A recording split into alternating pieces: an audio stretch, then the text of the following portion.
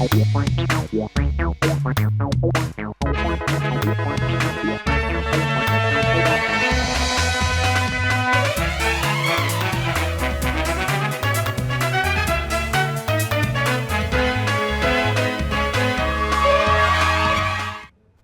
आप देख रहे हैं राष्ट्रीय समाचार और मैं हूं आपके साथ प्रिया पांडे।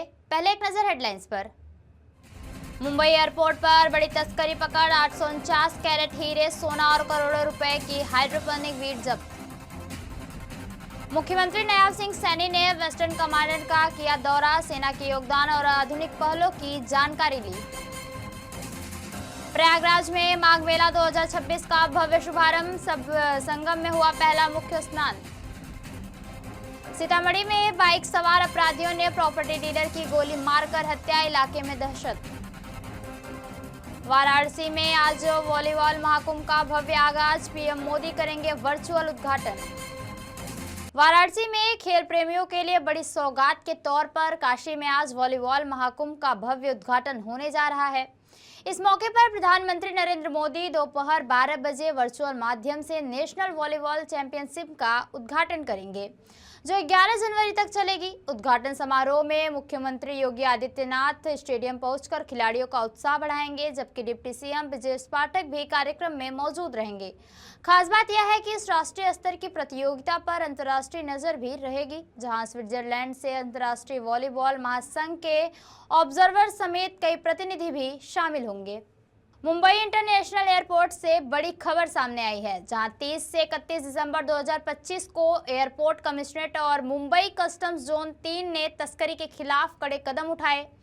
गुप्त सूचना के आधार पर एक यात्री के शरीर में छिपाकर लाए गए 849.6 कैरेट हीरे बरामद किए गए, जिनकी कीमत लगभग 2 करोड़ 52 लाख रुपए है। इसके अलावा अलग अलग मामलों में 24 कैरेट सोना, कभी रोडियम प्लेटेड बटन में और कभी मोम में भी जब्त किया गया, जिससे करोड़ों रुपए का मूल्य का माल हाथ लगा। जांच में एक यात्री के साथ एयरपोर्ट स्टाफ सदस्य की संलिप्तता भी सामने आई है और इसी दौरान बैंकॉक से आए यात्रियों से हाइड्रोपोनिक वीट की बड़ी खेप भी बरामद हुई।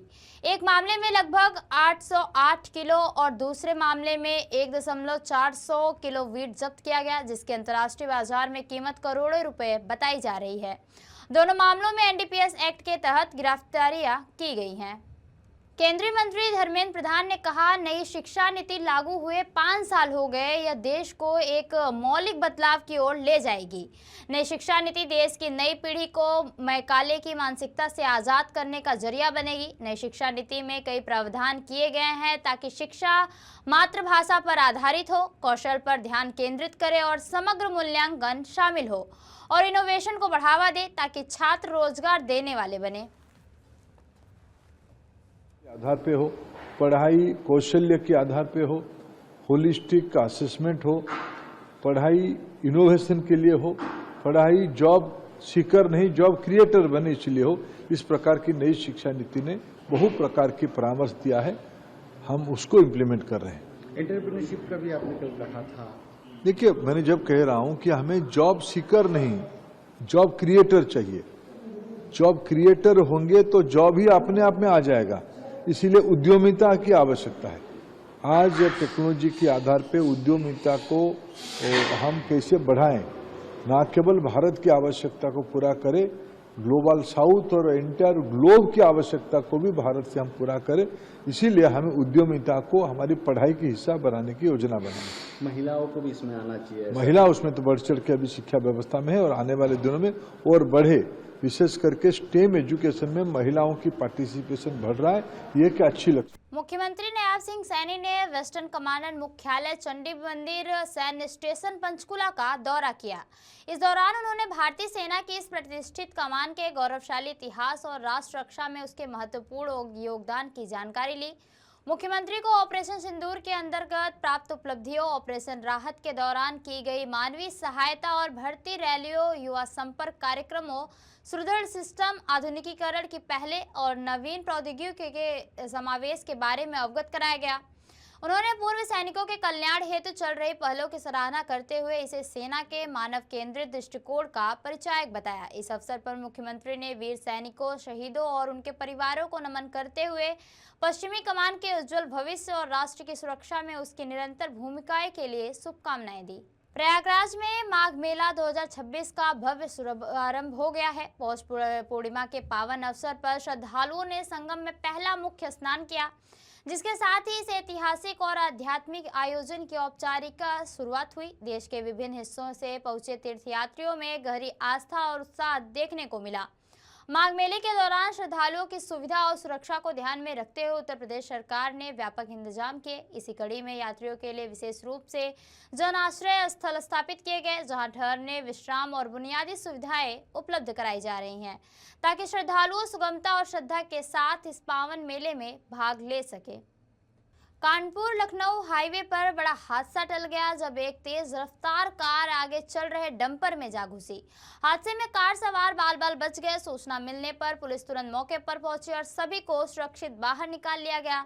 यह घटना अजगैन थाना क्षेत्र के चमरौली कट के पास हुई है। सीतामढ़ी जिले में एक युवक की गोली मारकर हत्या किए जाने से इलाके में सनसनी फैल गई।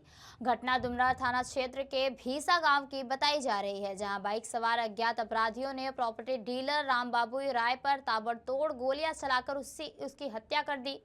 प्रारंभिक जांच में हत्या के पीछे पुरानी रंजिश की आशंका जताई जा रही है और बताया जा रहा है कि मृतक रामबाबू राय का आपराधिक इतिहास भी रहा है। घटना के बाद से पूरे इलाके में दहशत का माहौल है। वहीं पुलिस मौके पर पहुंचकर मामले की जांच में जुट गई है। ये हुआ है कि अभी आधा घंटा पहले शायद दवा हुआ लेकर के आ रहे थे, संगठ चौक से मुर्गा के दुकान में साथ मुर्गा लेने के लिए रुके हैं, है ना। उसी में तीन गो लड़का था साथ गाड़ी पर आया है, इनको गोली मारते हुए परसोनी फोर लाइन की तरफ चला गया। क्या कोई मामला था? पहले से कोई विवाद था इन लोग का? विवाद अभी इनसे किसी का विवाद नहीं है। क्या करते हैं ये? जमीन का कारोबारी है, जमीन का कारोबारी इनका किसी से कोई गांव में ही मारा है। हाँ, चौके पर वहीं के ये लोग मौजूद नहीं थे क्या वहाँ? अरे दुकान से तो खुलल था, दुकान वाला सब गोली चल रहा है तो वहाँ लोग क्या करे, भाग गया है। अच्छा, इनका परिचय क्या हुआ? राम बाबू राय। अच्छा, घर भीसा और वार्ड नंबर 35। Ward number 35। उम्र कितना होगा? कितना होगा? वही 42-43। आपके क्या लगते हैं ये पिताजी का नाम? बुलेटिन में अगली खबर मथुरा से। मथुरा में उत्तर प्रदेश उद्योग व्यापार प्रतिनिधि मंडल की नई जिला कार्यकारिणी का गठन प्रदेश अध्यक्ष बनवारी लाल कौशल द्वारा किया गया।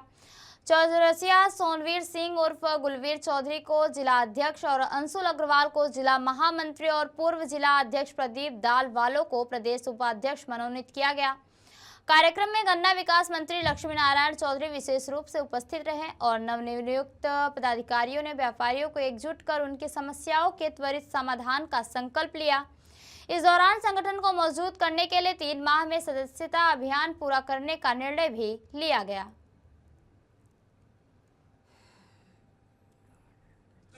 सबसे पहले मैं समस्त ब्रजवासियों, प्रदेशवासियों को नववर्ष की हार्दिक शुभकामना देना चाहूँगा।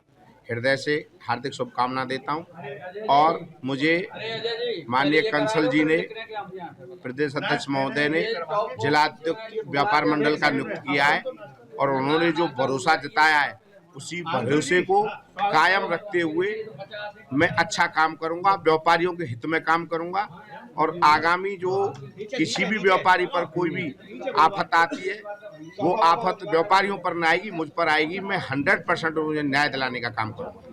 डॉक्टर नीलांबर चौधरी की 92वीं जयंती के अवसर पर बेनीपट्टी स्थित नीलांबर चौधरी महाविद्यालय परिसर में भव्य समारोह आयोजित किया गया।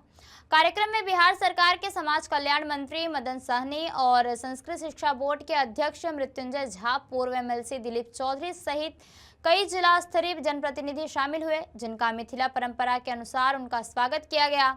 इस अवसर पर प्रोफेसर डॉक्टर नीलांबर चौधरी के तैल चित्र पर पुष्पांजलि अर्पित की गई और उनके बताए गए मार्गों पर चलने का संदेश दिया गया। समारोह को संबोधित करते हुए मंत्री मदन सहनी ने नीलांबर चौधरी के योगदान को स्मरण करते हुए बिहार सरकार की उपलब्धियों की भी सराहना की। जिले में चिकित्सा व्यवस्था को ढांचे को मजबूत करने को लेकर मंत्री सुमित गोद्रा सक्रिय दिखाई दे रहे हैं। उन्होंने सुपर स्पेशलिस्ट ब्लॉक में अस्पताल अधीक्षक, मेडिकल कॉलेज प्रचार सहित अन्य वरिष्ठ चिकित्सकों के साथ बैठक कर व्यवस्थाओं की समीक्षा की। बैठक के बाद पत्रकारों से बातचीत में मंत्री गोद्रा ने कहा कि आने वाले दिनों में अस्पताल की चिकित्सा सेवाओं में ठोस सुधार किया जाएगा और इस दौरान उन्होंने हाल ही में कांग्रेस प्रतिनिधिमंडल की मुलाकात के समय संभागीय आयुक्त विश्राम मीणा द्वारा पीबीएम अस्पताल के अधीक्षक को लेकर की गई टिप्पणी पर आपत्ति जताई और कहा कि वे भी सरकार के प्रतिनिधि हैं तथा किसी भी सरकारी अधिकारी को इस तरह की टिप्पणी करते समय संयम बरतना चाहिए।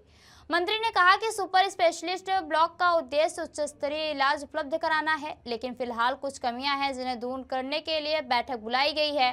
उन्होंने निर्देश दिए कि आने वाले समय में यहां प्लास्टिक सर्जन और गैस्ट्रो सर्जन की नियमित सेवाएं शुरू होगी। इसमें प्रिंसिपल साहब, सुप्रिंटेंडेंट साहब, एसएसबी के सुप्रिंटेंडेंट साहब मौजूद रहे और एसएसबी के जितने डिपार्टमेंट्स, 8 डिपार्टमेंट्स हैं, उनके सभी चिकित्सक वर्ग मौजूद रहे। विशेष मुद्दा ये रहा कि यहाँ पर जो डिपार्टमेंट्स हैं एसएसबी में, उनमें डॉक्टर्स या आउटडोर्स है, वो जैसे गैस्ट्रोएंट्रोलॉजी है, न्यूरो फिजिशियन है, उनके आउटडोर्स बढ़े, एंडोक्राइनोलॉजी जैसे शुगर की और इस तरह की थायराइड की बीमारियां और ज़्यादा है, तो उनके लिए डॉक्टर्स नियमित रूप से ज़्यादा बैठें ताकि जो सुपर स्पेशलिटी ब्लॉक 150 करोड़ से जो माननीय प्रधानमंत्री मोदी जी के द्वारा माननीय अर्जुन राम जी के प्रयासों से यहाँ बना, तो उसका लाभ ज़्यादा से ज़्यादा आमजन को मिल सके। और विशेष एमआरआई सिटी में भी काफ़ी समस्याएं यहाँ बताई गई थी, तो उसके लिए भी ये कि 24 घंटे एमआरआई सिटी यहाँ पे खुली रहे, सोनोग्राफी भी पूरे टाइम होए ताकि बीमार को इलाज सुलभ हो सके। विशेष मुद्दे ये कि चिकित्सा व्यवस्थाओं में सुधार, एमआरआई सिटी और ये एसएसबी हमारे बीकानेर का जो एक सेंटर है उसको और ऊंचाइयों पर ले जाया जा सके। न्यूरो सर्जरी का जो ट्रॉमा है उसमें 3 पोस्ट की और डिमांड करी गई। न्यूरो फिजिशियंस में एक लैब कैथ लैब है, उसमें brain neuro cath lab 8 crore की उसकी मांग भी रखी गई। इस तरह की जो न्यू टेक्नोलॉजी का हम यहाँ उपयोग कर सकें ताकि यहाँ पे आमजन को और इलाज में सुविधा। बुलेटिन में अगली खबर पटना से। बिहार में मुख्यमंत्री नीतीश कुमार के सत्ता संभालने के बाद से ही हर साल अपनी और अपने मंत्रियों के संपत्ति का ब्यौरा सार्वजनिक करते हैं। 2025 के समाप्ति के साथ ही बिहार के तमाम मंत्रियों ने अपनी संपत्ति का ब्यौरा सार्वजनिक किया, जिसमें मुख्यमंत्री नीतीश कुमार से ज्यादा अमीर बिहार के दोनों उप मुख्यमंत्री और कई मंत्री हैं, जिनकी संपत्ति मुख्यमंत्री से कई गुना अधिक है। पेश है पटना से एसके राजीव की एक खास रिपोर्ट। मुख्यमंत्री नीतीश कुमार और उनके मंत्रियों द्वारा अपनी संपत्ति ब्यौरा सार्वजनिक करने के बाद सियासत गर्मा गई है। सत्ता पक्ष ने विपक्ष से भी अपनी संपत्ति का ब्यौरा घोषित करने की मांग की है। उसके बाद सत्ता पक्ष और विपक्ष आमने सामने आ गया है, मगर सत्ता पक्ष मानता है कि हर पब्लिक प्लेटफॉर्म पर काम करने वाले नेता हो या अधिकारी, सभी को अपनी संपत्ति का ब्यौरा पेश करना चाहिए। नहीं, ये गरीब और अमीर का परिभाषा करना ठीक नहीं होगा। नीतीश कुमार जी अपने वास्तविक आय और वास्तविक व्यय का वर्णन दिए हैं और हम समझते हैं कि मंत्रिमंडल के सभी सदस्यों ने अपने आय और व्यय का वर्णन दिया है, तो विवरण स्पष्ट है। गरीब और अमीर होना एक अलग विषय है, इसको राजनीतिक चश्मे से नहीं देखा जाना चाहिए। ये तो आय और व्यय, किनका क्या खर्च करने का ताकत है और क्या किनकी आमदनी रही है, क्या किनका पैतृक संपत्ति रहा है, उसके आधार पर संपत्ति तय होता है। इसे राजनीतिक तौर पे नहीं देखा जाना चाहिए। नहीं तो विपक्ष, ये तो कोई नई परिपाटी नहीं है। पिछले कई वर्षों से संपत्ति का ब्यौरा दिया जाता रहा है और सरकारी कर्मचारी भी देते रहे हैं, मंत्री भी देते रहे, माननीय मुख्यमंत्री जी भी देते रहे हैं। तो विपक्ष कई बार सत्ता में भी रहा है और उस वक्त भी उन्होंने दिया है, तेजस्वी यादव जी ने भी दिया है, अन्य सारे लोगों ने भी दिया है। तो ये एक वैधानिक प्रक्रिया है। इस पर आरोप लगाकर, इसको भ्रम में डालकर प्रदेश की जनता को भ्रम में डालने का प्रयास विपक्ष कर रहा है, जबकि नीतीश कुमार तो एक नजीर पेश कर रहे हैं। मुख्यमंत्री नीतीश कुमार समेत उनके कैबिनेट के मंत्रियों की संपत्ति का ब्यौरा घोषित किए जाने को लेकर बिहार में बयानबाजियों का दौर शुरू हो गया है। नीतीश सरकार में मंत्रियों के चल अचल संपत्तियों पर राजद कहती है कि इतनी कमाई कहां से हुई, जहां की मुख्यमंत्री से ज्यादा अमीर कई मंत्री हैं। गरीबी अमीरी का पैमाना कौन तय करता है? ये तो सरकार के अंदर जो लोग बैठे हुए हैं वही तय करते हैं। वो जिसको चाहते हैं गरीब बना देते हैं, जिसको चाहते हैं अमीर बना देते हैं। और मुख्यमंत्री जी कितना गरीब हैं, कितना अमीर हैं, ये बिहार की जनता भी जानती है। जो मामले अभी दबे पड़े हुए हैं सीएजी वाले, उसमें किसकी किसकी भूमिका वो भी आ जाना चाहिए सामने। आज जितने भी पुल पुलिया गिरे हैं उसमें किसकी भूमिका रही है और किसके घर तक वो मामले पहुंचे हैं वो भी आ जाना चाहिए सामने। और जो 100 करोड़ रुपए जूनियर इंजीनियर के घर में जले मिले उसमें किसकी भूमिका रही है वो भी सामने आना चाहिए। पारदर्शिता साथ आप आय व्यय की विवरणी जारी कीजिए, अपने हिसाब से अपने मुताबिक जो जारी करते हैं ये अच्छी बात नहीं है। जो जारी किया गया है वो अपने मुताबिक किया गया भाई और कहाँ से कोई इन लोगों के पास ये है। अरे पिछले बार हम 100 रुपया रखे हुए थे, इस बार दिखा दिए 125 रुपया है या दिखा दिए कि 75 रुपया है। ये हमको दिखाना है ना, लेकिन कौन देखने वाला एजेंसी है ये भी तो तय होना चाहिए। चूँकि हम बोल दिए कि 100 रुपया है तो मेरे पॉकेट को चेक करेगा कोई, तब न पता चलेगा कि 100 है कि 500 है। आइए नजर डालते हैं मंत्रियों की संपत्ति पर। बिहार सरकार के कैबिनेट सचिवालय विभाग द्वारा जारी संपत्तियों के मामले में सबसे अमीर मंत्री है अशोक चौधरी। इनकी कुल संपत्ति 42.68 करोड़ रुपए की है। दूसरे मंत्री हैं रामानुजा, बिहार सरकार में पहली बार मंत्री बने। उनकी कुल संपत्ति 31.85 करोड़ रुपए के साथ दूसरे स्थान पर। सम्राट चौधरी तीसरे नंबर पर आते हैं। इनकी कुल संपत्ति 6.38 करोड़ रुपए की है। चौथे नंबर पर है विजय सिन्हा।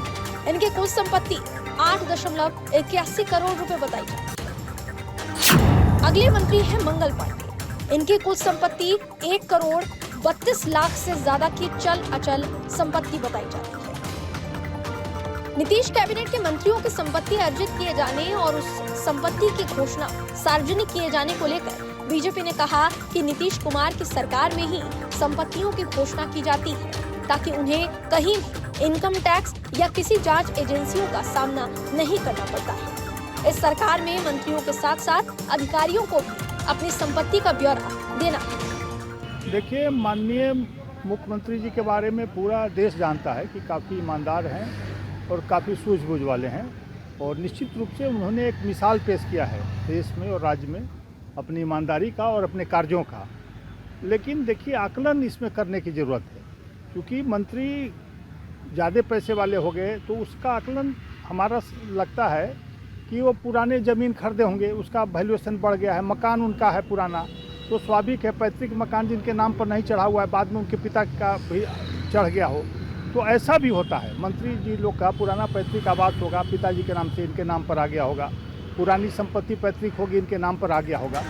बिहार की राजनीति में चुनाव जीतकर एनडीए ने जीत का एक बड़ा मैसेज प्रदेश और देश को तो दे दिया, लेकिन खुद को ईमानदार कहने वाली पार्टी और मंत्रियों की संपत्ति में बेहिसाब बढ़ोतरी का आखिर जवाब कौन देगा?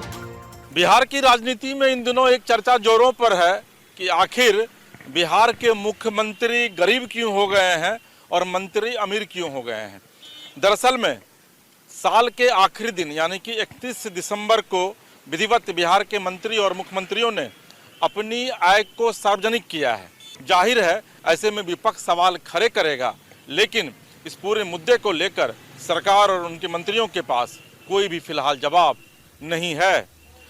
पटना से कैमरा पर्सन विकास के साथ एसके राजीव, राष्ट्रीय समाचार। तो ये थी अब तक की खास खबरें, और खबरों के लिए बने रहिए राष्ट्रीय समाचार के साथ। नमस्कार।